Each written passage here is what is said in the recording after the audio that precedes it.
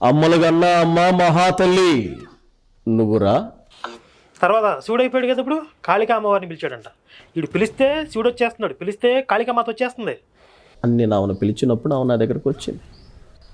ఏం కావాలి నీకు అని అడిగింది. ఫలానా ప్రాంతం ఫలానా చోట్లో పాస్టర్ దగ్గర కదిలియొద్దు, పాస్టర్ భార్యని కదిలియొద్దు, వాడికి పుట్టినటువంటి 2 పిల్లలు ఉన్నారు, కుమారుడు కుమార్తె ఉన్నారు, అమాంతంగా వాళ్ళ ఊపిరి ఆగిపోవాలి, తెల్లారి నేను వాళ్ళ ఏడుపులు వినాలి, అది నాకు తెలియాలి అని నేను అన్నప్పుడు మేఘాల మీదుగా వెళ్ళినట్లుగా వెళ్ళింది.